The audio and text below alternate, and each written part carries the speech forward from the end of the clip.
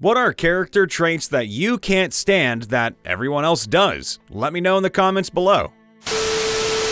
I'm slowly disliking the "I grew up in isolation, I don't have any friends or bonds." Like, most of those end up being rather empty characters just for combat, and talking to them is almost pointless since they won't have much to say anyway. Quippers.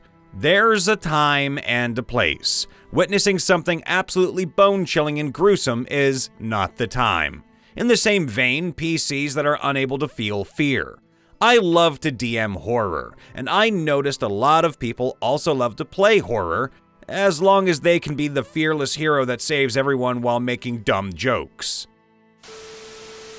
The character with the "I'm not even supposed to be here today" backstory that never grows. Sure, a hapless potato farmer caught up in a whirlwind of events is cool for a while, but bro, you're a level 15 battle master who's helped kill 3 dragons. Can we skip the "oh gosh, what am I supposed to do" RP before every fight?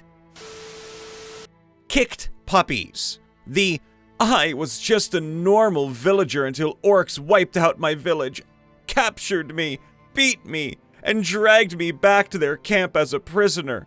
I escaped but was then chased by goblins, rescued by a bear, and lived in the wilderness with my new companion, Teddy Bear, for years." Like, I get it, tragic backstories are kinda the norm, but it's a bit old. Seriously, could we get just a single character with living supportive parents?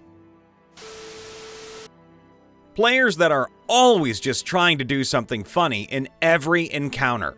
Had one bard in our party who during the middle of combat wanted to pick up a giant skull, impossible athletic skill check given how big the giant skull was.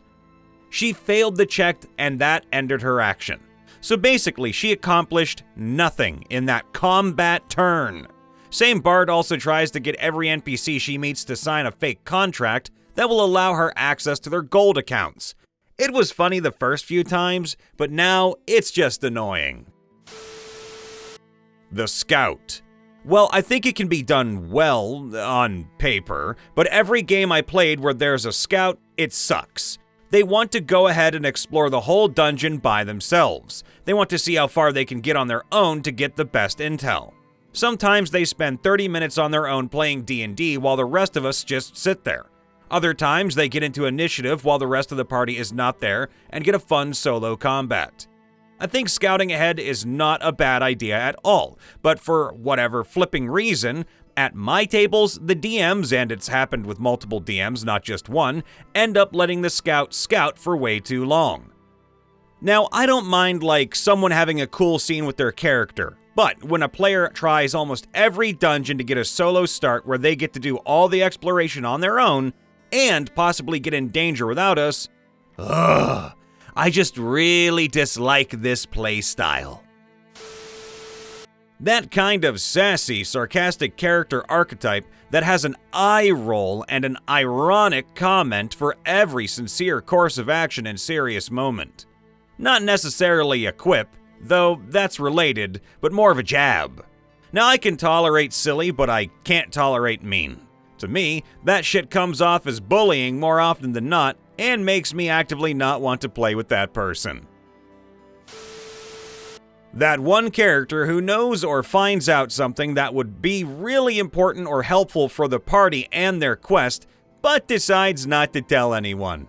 Also often goes hand in hand with having their own motives that don't align with the rest of the party, and getting annoyed that their votes are always outnumbered because they don't fit the goals of everyone else. And I don't mean the others just ignoring that character's opinions or needs, but them deliberately withholding any kind of reason as to why their plan would even be necessary. The rest would always follow what was agreed on because they never got the information the character didn't share with them. Having a secret is fine, but keeping important information secret is such a dick move. To me, D&D has always been a game where everyone should be playing together. This behavior also often leads to splitting the party, which I think most DMs don't like either. The always attack characters. It doesn't matter what the situation is like. The answer is attack. As hard as possible, as much as possible. Zero tactics, zero strategy, zero sense of self-preservation, zero team effort. Stealth mission? Stealth mission. Attack. Could rescue a downed party member or friendly NPC. Attack. Have teleportation powers, an assortment of spells, several magical items with different uses, and some potions with interesting effects? Haha, attack. 2 HP left, still have several healing potions and a cleric at the ready. Attack! Enemies surrounded by acid moat, spiky traps, magical wards and sigils, a dozen slavering demon minions. Attack! Peace negotiations between 2 nations? Haha, not on my watch. Wait stoically for about 5 minutes, wander off to snoop around behind the scenes for evidence, get caught by guards in a attack! Caught alone in a land war in Asia? Attack! When everyone agrees to certain things in Session 0, but one player constantly complains when the DM enforces those agreements. A good example is when I specified that a campaign is going to be a neutral, good-aligned campaign, and if a character does too much evil, they risk mental corruption from the big bad evil guy leading to their character becoming an NPC, and then they turned around and made a murder hobo. Yes, slaughtering 10 innocent kids who were just playing in a field shifted you to evil aligned. You're right. Hope you have your next character ready. Don't complain that you didn't expect this to make you evil because, well, this is textbook evil. Any character trait that isn't done well. The problem is that amateurs are amateurs and many don't know when to turn it off or when to turn it up. Some folks are naturals at certain things and they should learn to lean into what they're good at. Being a character where they are very aggressive to where they are hostile to any NPC. I'm not talking about just aggressive in a physical sense either, but also in a verbal way, like being bluntly rude. I notice this connected to being an edgelord sometimes, coming from my own experience at least. It'll vary campaign to campaign with how different everyone DMs, but I find these characters really annoying or infuriating sometimes. Whether or not we are playing with a generally neutral or good-aligned group never done evil, these characters can disrupt how things go from story plots to combat.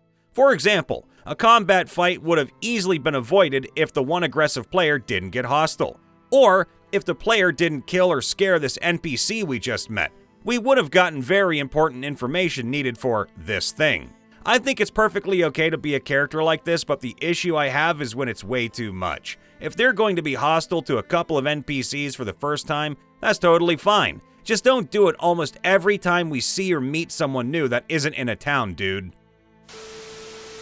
Being overly cynical, suspicious, or shrewd towards the game world and NPCs. It's Session 1, my guy, and there are 3 plot hooks in this town. This guy tries to hardball negotiate all the quest rewards up front, or maybe just straight up refuses to do them. He turns the DM's perfunctory quest info into a meaningless sequence of confrontational banter. This hogs the spotlight, slows the game down, and forces the DM, who is me about 80% of the time, to improv a bunch of annoying dialogue that has no world-building value. You want to roll a persuasion check to make the peasant farmer give you 100 gold up front? You can't. He's poor. He was poor before trolls killed his livestock, now it's just worse. You're not going to help him? Okay, tell me what you want to do then. Also, the more you know, perfunctory means of an action or gesture carried out with a minimum of effort or reflection. It is an adjective. Now you know. I start to break into hives the millisecond PCs start acting terrible to service people in the fantasy setting who are just trying to make a living.